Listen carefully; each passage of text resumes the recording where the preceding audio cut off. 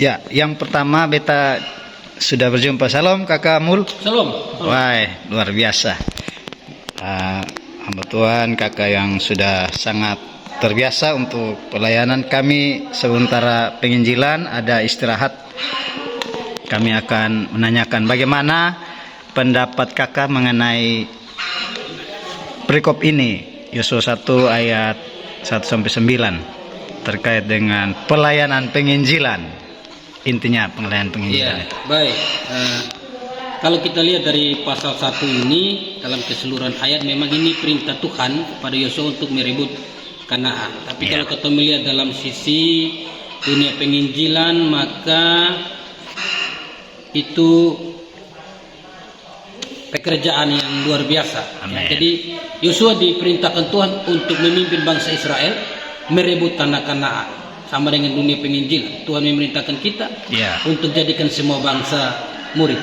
Nah, dalam merebut Kanaan, dalam teks ini ada bagian-bagian yang Tuhan bilang sama Yosua.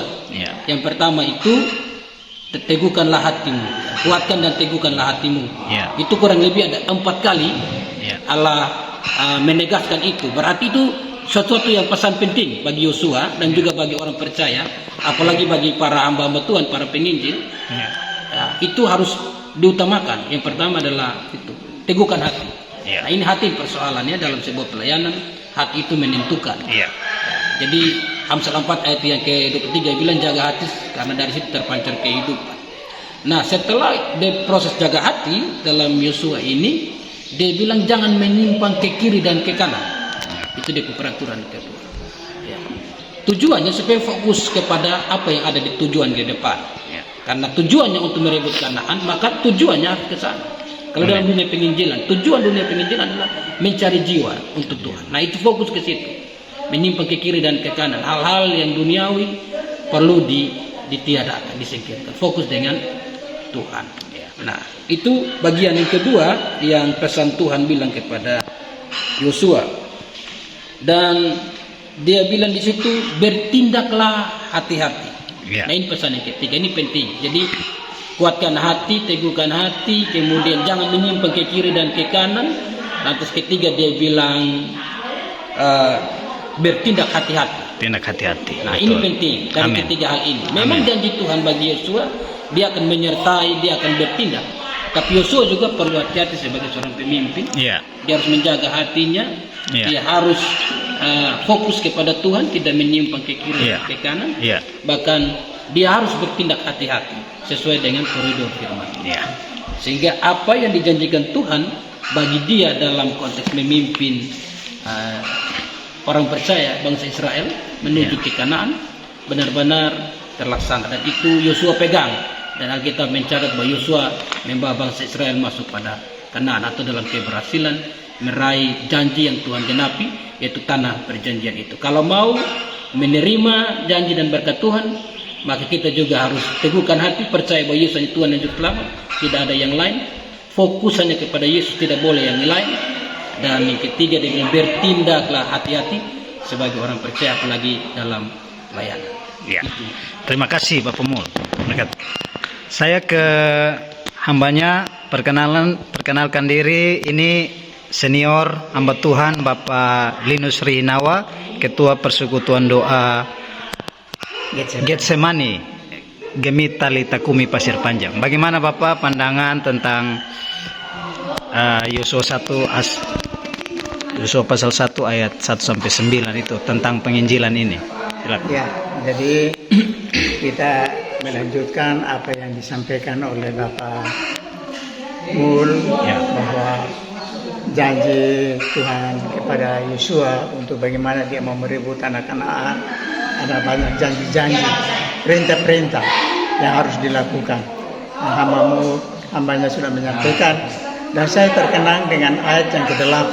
Ayat ke-8. Ayat yang ke-8 itu mengatakan, janganlah engkau lupa memperkatakan kitab Taurat ini, tetapi renungkanlah itu siang dan malam, supaya engkau bertindak hati-hati sesuai dengan segala yang tertulis di dalamnya. Sebab dengan demikian perjalananmu akan berhasil dan engkau akan beruntung. Ya, dalam posisi kita di jemaat eklesia Kioni Kioni. Fatuleu. Kita adalah ini sambungan estafet daripada Yesua. Yesua kan tidak ada lagi. Ya. Tetapi yang sekarang itu ini turunan-turunan adalah kita. Kita melanjutkan pelayanan di sini. Bagaimana kita harus ini mempertahankan firman Tuhan itu menyampaikan, karena kunci dari pelayanan itu harus ada firman. Tidak ada tanpa firman tidak ada pelayanan. Doa-doa pujian tetapi firman Tuhan itu adalah kunci. Karena firman di dalam Yohanes 1 ayat 1 bahwa firman itu adalah Allah dan firman Allah itu adalah Allah sendiri. Oleh karena itu di dalam pelayanan kita bagaimana kita merebut jemaat di sini, keluarga-keluarga di sini yang belum 100% untuk menyerahkan diri kepada Tuhan, biarlah mereka sadar atas ini janji firman ini, sehingga kita juga teguh dalam pelayanan kita supaya dapat banyak jiwa yang dimenangkan untuk Kristus dalam hidup yang terakhir.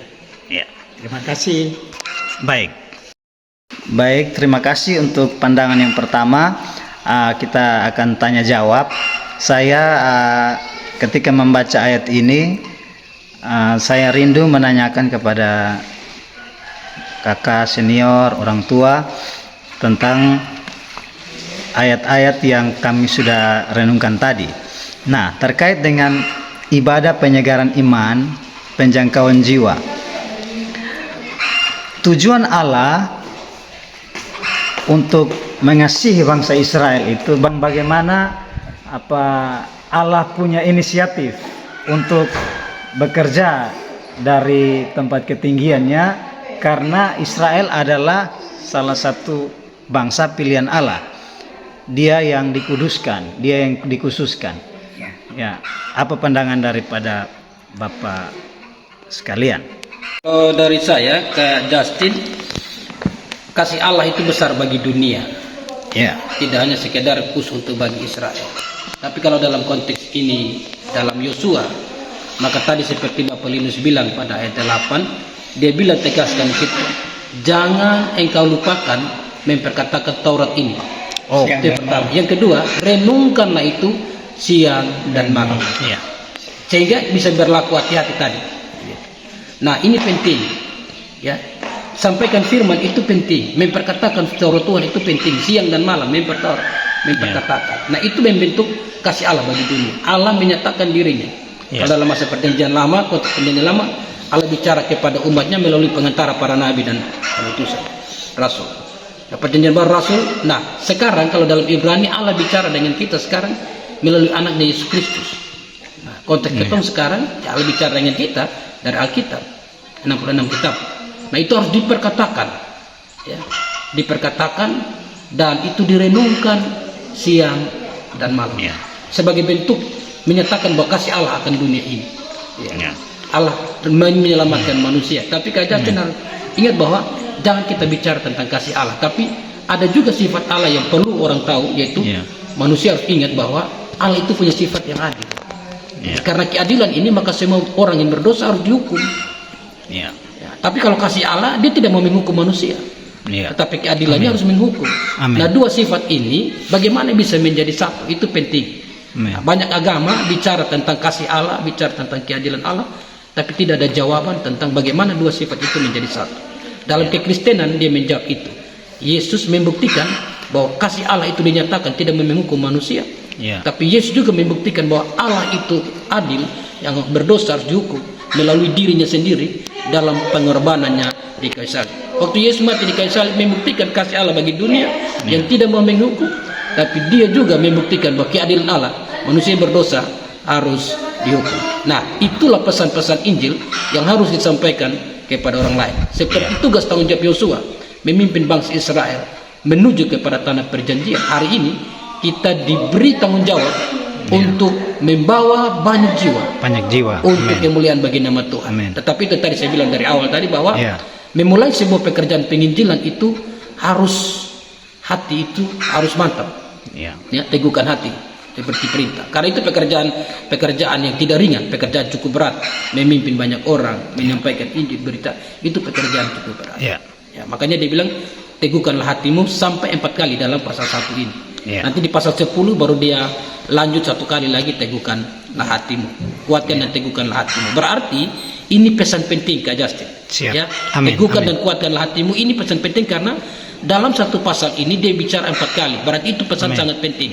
Amin. Baru dia diikuti dengan tadi ya, diikuti dengan menyimpang ke kiri dan ke kanan. Amin. Dan dia bilang bertindak hati-hati. Nah, Amin. bagaimana bertindak hati-hati? Renungkan firman supaya kita bisa bertindak hati-hati. Dalam dunia penginjilan demikian ya. Ciri orang itu dia harus melakukan pemberitaan, karena dalam ayat 8 tadi Bapak Linus bilang bahwa harus disampaikan dimanapun, kepada siapapun kita harus menyampaikan. Nah, ini kalau bisa akan terjadi Kak Justin, kalau kita memakai prinsip hidup bahwa bersaksi itu sebagai gaya hidup. Amin. Dimanapun dan kepada siapapun kita harus menyaksikan tentang kasih Allah kepada mereka. Amen. Pola penginjilan sederhana Yesus Kak Justin, yang ketemu belajar yang Yesus ajar itu, kalau ketemu baca dalam Yohanes pasal yang keempat, nah itu tentang Yesus bercakap dengan perempuan Samaria. Yesus mengajarkan sebuah penginjilan yang humanis, ya, penginjilan yang sederhana, penginjilan yang dibangun dengan pola persahabatan. Ini penting, ya. Jadi Yesus tahu bahwa itu perempuan berdosa kan, tapi Yesus tidak akan mencas bahwa engkau perempuan berdosa. Tapi Yesus memulai dengan percakapan, kasih beta air dan seterusnya, sampai ketika di mana Yesus bilang panggil pun suami. Dia bilang beta pun tidak bersuami. Nah, yang sekarang pun bukan. Nah, itu membuat dia, kalau kita membaca pasal 4 itu Kak Justin sampai ayat 42 di Yohanes pasal 4 itu, kita menemukan bahwa kesaksian dari perempuan itu mempengaruhi satu kota Samaria. Nah, ini arti bahwa Tuhan bisa memakai siapa saja untuk menyampaikan kabar baik. Termasuk kita tim hari ini yang ada di sini. Tuhan pakai kita ada di jemaat ini untuk menyaksikan kabar baik. Nah, itu dia harus dilandasi dari firman Tuhan dalam Yosua. Ini pekerjaan besar. Yosua mendapat tanggung jawab besar untuk memimpin bangsa Israel melanjutkan tongkat estafet kepemimpinan Musa. Kita tahu masa pemimpinan Musa, orang yang paling dekat dengan Musa adalah Yosua. Itu yang dipercayakan. Nah, ini perintah Tuhan kepada Yosua untuk teguhkanlah dan kuatkan hati. Itu pesan penting. Baru dia tambahkan dengan jangan menyimpang ke kiri dan ke kanan. Sampaikan firman Tuhan tiap-tiap waktu, renungkan itu siang dan malam. Dengan demikian kamu akan bertindak hati-hati. Jadi di dalam dunia penginjilan begitu. Sampaikan. Dan kata ada di sini kan untuk sampaikan firman Tuhan kepada jemaatnya. Sharingkan firman Tuhan kepada mereka. Dan dia bilang bertindak hati-hati. Itu penting saja. Mungkin itu dari beta. Baik, kita ke Bapak Linus. Terkait tadi Bapak Linus, terima kasih Bapak Mul yang sudah menyampaikan. Terkait satu pertanyaan tadi Bapak Linus, yaitu hati Allah, tujuan Allah untuk mau memberikan tugas kepada Yosua itu. Apa pandangan Bapak mengenai prinsip perasaan Allah? Ini setelah Musa meninggal, tidak pimpin lagi umat Israel yang keluar dari Mesir. Tetapi perintah itu ditujukan kepada Yosua, bagaimana engkau membawa umat ini dan meribut tanah Kanaan. Sehingga di ayat yang keempat saya rubah kata-kata, memang kata-katanya dari padang gurun dan gunung Libanon yang sebelah sana, dan itu sampai ke sungai besar, yaitu sungai Efrat, seluruh tanah orang Het sampai ke laut besar dan sebelah matahari terbenam, semuanya itu akan menjadi daerahmu. Oleh karena itu saya ganti tempat ini, ayat ini dengan gunung Libanon itu adalah gunung Fatuleu yang kita ada sekarang ini di sini ini. Ya, sementara kota posisi di gunung Fatuleu ini. Ya, jadi kota mau bagaimana kita mau merebut? Kita dari sana sudah ini sungai-sungai Yordan di gurun yang kita sudah lalui dari jalan yang cukup rumit jalan itu kita sudah lalui. Ayat 4 ini beta ganti dia punya nama saja, dia posisi saja. Konteks sekarang. Konteksnya sampai matahari terbenam ini semuanya menjadi milikmu. Berarti kita di sini, kita ini umat di sini adalah milik kita bersama. Oleh karena itu kita layani Tuhan ini lewat jemaat di sini. Tuhan tidak ada, tetapi Tuhan minta bagaimana. Tuhan sudah di surga. Sekarang Tuhan tinggalkan kita tugas yang ada di bumi ini untuk melayani umatnya. Kalau Tuhan ada, Tuhan melayani kita jadi apa? Tapi Tuhan sudah kasih tugas ini untuk kita melayani jemaat. Oleh karena itu, renungkanlah firman itu siang dan malam dan menyampaikan itu kepada jemaat sehingga jemaat terbangun rohaninya, sehingga mereka dapat memperoleh kehidupan yang kekal. Karena rencana Kanaan ini adalah Kanaan, bukan Kanaan di Palestina sana, tetapi Kanaan surgawi. Bagaimana kita bisa menempuh dan kita meraih, merebut Kanaan surgawi untuk kita dan jemaat kita di Fatuleus ini. Terima kasih. Terima kasih. Ya, saya kembali lagi ke Pak Mul. Pertanyaan yang terakhir Bapak terkait tim persekutuan doa Gemit mengadakan setiap kali ibadah penyegaran iman. Kita harus kembali pada konteks organisasi gereja Gemit, bahwa kita harus melaksanakan penginjilan. Nah, bagaimana pandangan Bapak mengenai gereja Masih Injil di Timor bersama semua persekutuan doa yang melayani Tuhan lewat penginjilan yang ada? Silakan Bapak. Ya, baik Kak. Jadi pada dasarnya gereja itu berdiri karena penginjilan. Amin. Makanya Gemit, gereja Masih Injili di Timor. Ya. Jadi Gemit mengakui bahwa dia berdiri itu karena hasil penginjilan dari para terdahulu, para teolog terdahulu. Ya. Sehingga Gemit kurang lebih ada 70 lebih tahun ada berdiri itu karena penginjilan. Maka Gemit juga mendorong untuk orang-orang percaya yang ada di Gemit itu harus melakukan yang namanya penginjilan, ya, penginjilan atau PI, ya, penyampaian penginjilan. Nah, dalam konteks persekutuan doa yang ada bergerak di Gemit, tentunya bahwa Gemit berharap bahwa Sinode berharap bahwa orang-orang persekutuan doa itu menjadi tembok memagari gereja atau sebagai barisan garda terdepan dalam menyampaikan kabar baik. Dalam dunia IP, ibadah penyegaran iman, Gemit membuka diri untuk melakukan hal-hal itu. Dan itu menjadi pilar utama Gemit untuk menyatakan Injil bagi dunia, menyatakan kasih Kristus bagi dunia melalui penginjilan yang ada. Ya. Makanya, baik, saya potong sedikit. Dalam informasi yang kami dapat, kebetulan kami juga dalam pengurus persekutuan doa Sinode, bukan hanya penginjilan itu secara holistik untuk pengembangan rohani, tapi juga ada pemberdayaan seperti pendidikan, sosial dan lain-lain, kesehatan. Bagaimana pandangan Bapak terkait? Iya, jadi tujuannya itu kan menghidupkan iman jemaat penginjilan. Tapi penginjilan juga itu dia bekerja untuk bagaimana edukasi bagi jemaat harus beredukasi untuk bagaimana menghidupi secara ekonomi apa yang ada, keterampilan yang ada itu harus dibangun. Nah, itu dimulai tentunya bahwa dalam dunia pendidikan juga harus perlu didukung.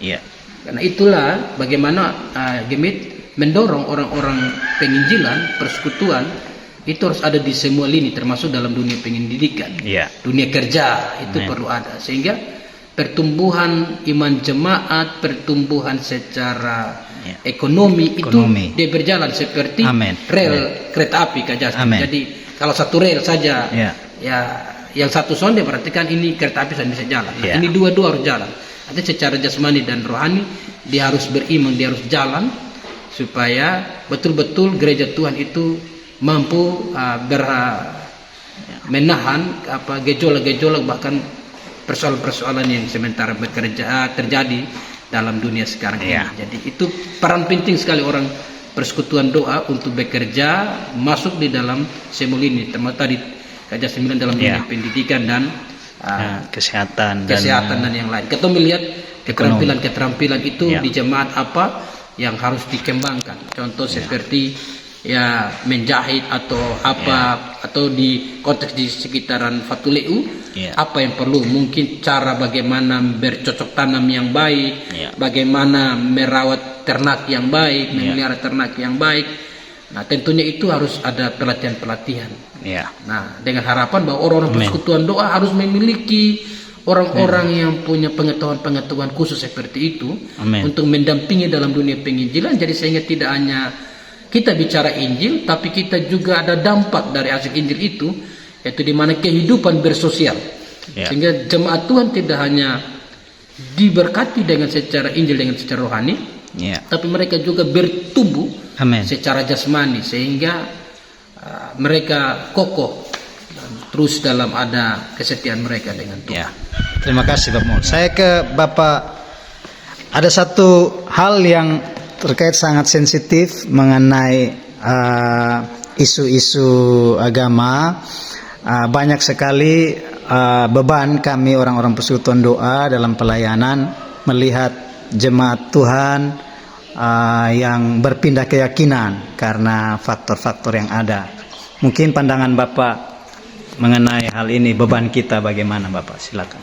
Ya, beban kita harus banyak berdoa, bergumul di dalam wilayah di mana kita berada. Kita ambil volume-volume yang kecil, jangan terlalu jangkau yang volume yang besar, karena tidak mungkin kita bisa menjangkau. Sehingga yang terutama kita mau hidupkan atau iman daripada seseorang, terutama dari Yerusalem dulu, dari keluarga dulu, dari rumah tangga dulu, lingkungan kita. Jadi ajarkan firman Tuhan itu dengan baik, dengan baik kuat, dan tidak putus-putus, sehingga orang mengenal kebenaran dan mempertahankan nama Kristus. Karena tidak ada manusia di dunia ini mati dan dihidup kembali, cuma satu-satunya Tuhan Yesus Kristus. Kuburnya kosong, terbukti sampai saat ini. Nabi, raja dan segala macam semuanya bangkit di dalam tanah, tetapi hanya satu saja yang menjadi kuasa, dan kita andalkan itu sampai akhir hidup kita, karena hanya Dia saja yang menjadi penyelamat bagi kehidupan manusia yang percaya kepadanya. Terkait dengan orang-orang yang tidak kuat imannya Bapak, mungkin yang tidak kuat imannya kita harus mendorong dan kita mendukung, jangan kita menekan, tetapi kita harus ini, karena sampaikan Injil terus menerus kepada mereka, dan dekati dengan lemah lembut, tidak boleh dengan kasar dan ini menghakimi, dan kita harus tidak boleh bilang wah ini kau begini, tetapi kita harus memberikan contoh dan teladan. Karena kita lihat daripada khotbah-khotbah banyak pendeta yang keras-keras teriak-teriak, tetapi kita belajar kepada Matius 5 bahwa khotbah Tuhan Yesus, berbahagialah orang yang lembut hatinya dan berbahagia. Jadi belajar contoh yang khotbah-khotbah Tuhan Yesus yang begitu rendah hati dan sukacita, bisa menyerahkan dirinya di atas kayu salib karena dosa-dosa kita. Ya, baik. Bagaimana Bapak Mul terkait dengan teman-teman yang pindah agama dan lain-lain? Kalau masalah pindah keyakinan, bagi saya adalah satu prinsip bahwa mereka tidak paham siapa Yesus yang sesungguhnya. Amin. Jadi kalau mereka betul-betul orang percaya, Kak Justin, kalau mereka betul-betul orang percaya, mereka tidak mungkin meninggalkan Yesus sebagai Juru Selamat. Amin. Kenapa mereka pindah? Karena mereka bukan orang percaya. Amin. Kenapa saya berikan statement ini? Karena orang percaya Yesus Kristus sebagai Juru Selamat, dia tahu bahwa hanya satu-satunya, tidak ada yang lain. Kata tadi Bapak Linus bilang dalam penginjilan, cara menyampaikan. Nah tadi saya singgung tadi Yohanes pasal 4, itu bagaimana cara kita memulai percakapan menyampaikan ini. Nah ini penting, kan Yosua diberikan tugas untuk apa? Dia bilang sampaikanlah Taurat Tuhan itu, perintah Tuhan itu, firman Tuhan itu. Nah kalau menyampaikan itu tadi Bapak Linus bilang. Nah orang-orang seperti itu mesti kasih tahu, mesti kasih ingat. Nah hari-hari ini jemaat orang muda harus kasih tahu bahwa keselamatan itu hanya ada pada Yesus, tidak ada pada siapapun. Amen. Di kolong langit ini seperti Kisah pasal 4:12. Di bawah kolong langit ini tidak ada nama lain yang olehnya kita dapat diselamatkan, hanya selain dalam Yesus Kristus. Dan keselamatan itu telah diberikan dalam diri anaknya Yesus Kristus. Mungkin itu sebentar malam akan menjadi topik utama dalam ibadah penyegaran iman. Kakak Justin. Oke, baik. Terima kasih banyak atas waktu yang diberikan, disediakan oleh Bapak Linus bersama dengan Bapak Mul. Kiranya berkat sederhana ini kami sudah Ini sesuai dengan kebenaran firman Tuhan, biarlah Tuhan merubah pengertian dan pemahaman kita supaya makin ke depan masing-masing lebih baik. Amin. Oke. Baik, terima kasih. Salam selamat melayani di Gemit Eklesia QONI. Biarlah semua boleh berlangsung dengan baik, nama Tuhan dipermuliakan. Shalom. Amin. Shalom.